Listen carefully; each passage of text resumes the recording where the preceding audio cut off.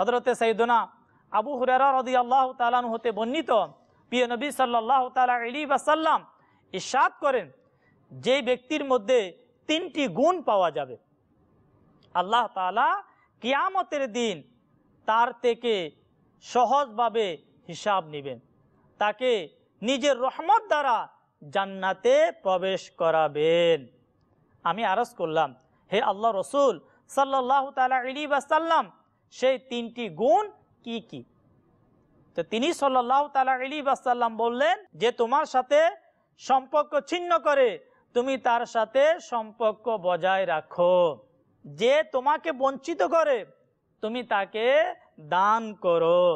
Number 3, যে তোমার উপর জুলুম করে তুমি তাকে ক্ষমা করে দাও। প্রিয় ইসলামী ভাইয়েরা, এই যে হাদিসে মোবারকা আমরা শুনলাম, বাস্তবিক এই হাদিসে মোবারকা থেকে আমাদের অনেক শিক্ষণীয় মাদানী ফুল রয়েছে।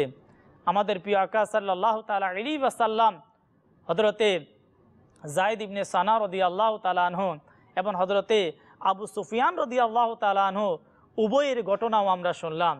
তারা আমাদের প্রিয় আকা সাল্লাল্লাহু তাআলা আলাইহি ওয়াসাল্লামের সাথে কেমন খারাপ আচরণ করলো, কিন্তু প্রিয় আকা সাল্লাল্লাহু তাআলা আলাইহি ওয়াসাল্লাম তাদের প্রতিটি কর্মে আল্লাহর হাবিব সাল্লাল্লাহু তাআলা আলাইহি ওয়াসাল্লাম তাদের সাথে উত্তম ব্যবহার করলেন।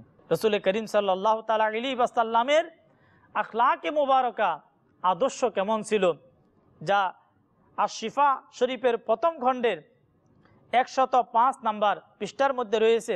উহুদের যুদ্ধে যখন রাসূল করিম সাল্লাল্লাহু তাআলা আলাইহি ওয়াসাল্লামের দাঁত মোবারক আঘাতপ্রাপ্ত হয়েছিল এবং তার সাল্লাল্লাহু তাআলা আলাইহি ওয়াসাল্লামের নূরানি চেহারাকে জখম করে দেওয়া হয়েছিল, তখনই তিনি সাল্লাল্লাহু তাআলা আলাইহি ওয়াসাল্লাম এই বলে আল্লাহ তাআলার কাছে দোয়া করেছিলেন, হে আল্লাহ, আমার সম্প্রদায়কে হেদায়েত দান করো, কেননা তারা আমাকে চিনতে পারেনি।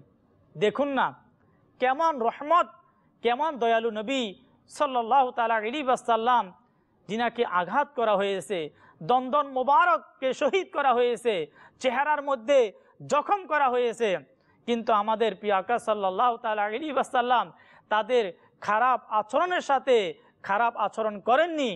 রাসূল করিম সাল্লাল্লাহু তাআলা আলাইহি ওয়াসাল্লাম তাদের খারাপের বিনিময়ে তাদের জন্য আল্লাহ তাবারক ওয়া তাআলার কাছে দোয়া করেছেন তাদের হেদায়েতের জন্য।